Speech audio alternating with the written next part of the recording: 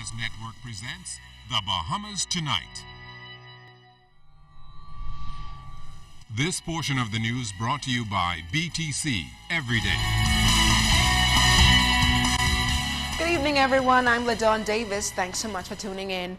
Minister of National Security, the Honorable Dr. Bernard Nottage, along with Minister of Agriculture and Fisheries, the Honorable V. Alfred Gray, toured the island of Crooked Island yesterday, exactly 2 weeks after 65% of its homes and buildings were damaged by Hurricane Joaquin. On Monday, Minister Nottage visited the island and described hard-hit Landrail Point, the most populated settlement there, as washed away in rubble and boulders. When he returned Friday, it was a huge surprise for him to see the extensive work by the Royal Bahamas Defense Force Marines in clearing that area. It's very pleasant surprise. In fact, I told one of the Defense Force officers that this was one of the happiest moments I've had for a long time. And I've been happy because the rumble that I saw 2 days ago is gone. And in its place, we've set up a base camp where we can accommodate 12 Defense Force officers. They're making water for the public. They're cooking food accessible to the public.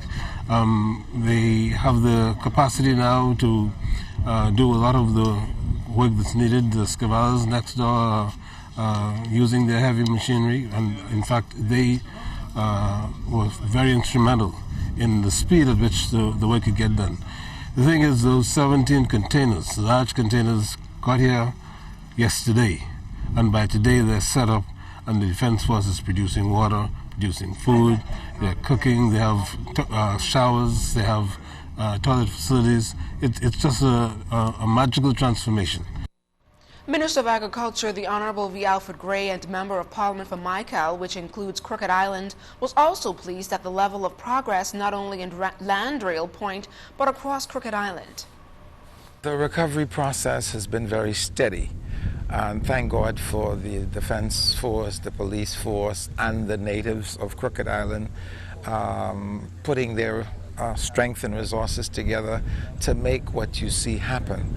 We're a long way from what it should be, but certainly we have come a long way from what it used to be. And so I thank God for the combined efforts of all these people. The government has really, really been focused on putting people in accommodations to get their lives back together as soon as is possible.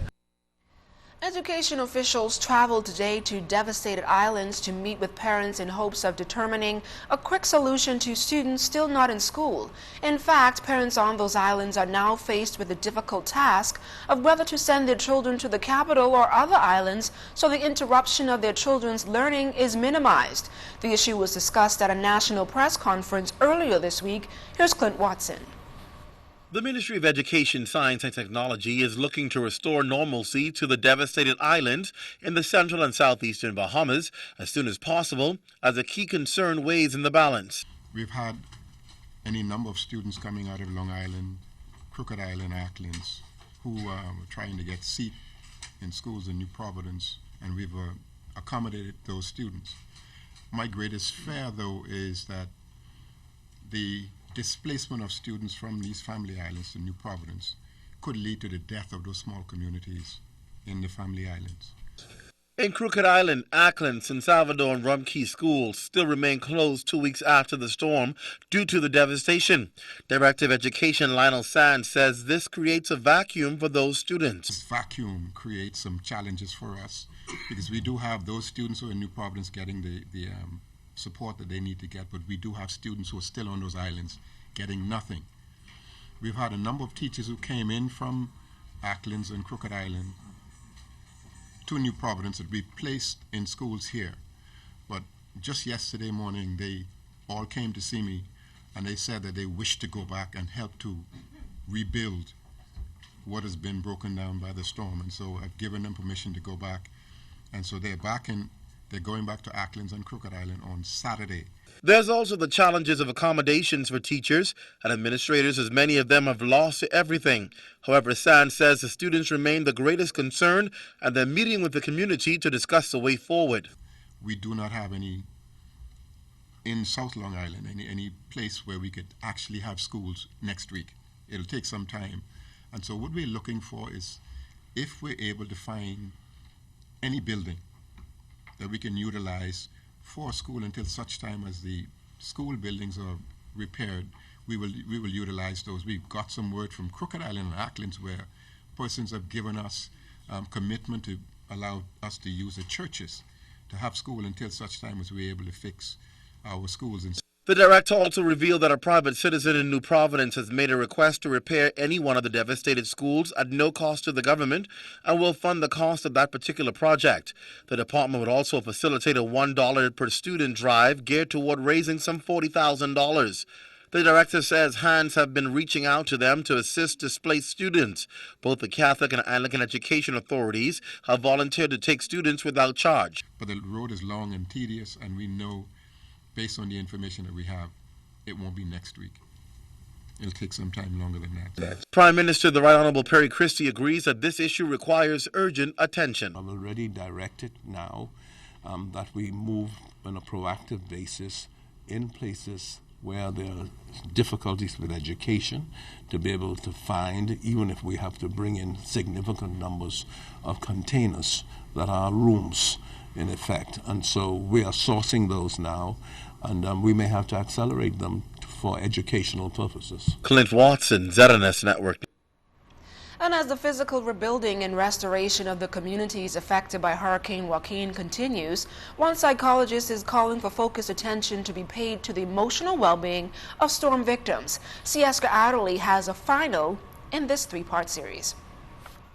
Given what residents in the central and southeastern Bahamas have been through in the past 2 weeks, no thanks to Hurricane Joaquin, clinical psychologist Dr. Wayne Thompson underscored the need for a simultaneous focus to be placed on the healing of the mind as well as the rebuilding of homes. And as residents continue to cope with this major loss, Thompson says they will continue to grieve. There are 5 stages to the recovery process. On Friday, our news team outlined in detail the first 3 stages: denial, anger, and depression. The 4th is bargaining.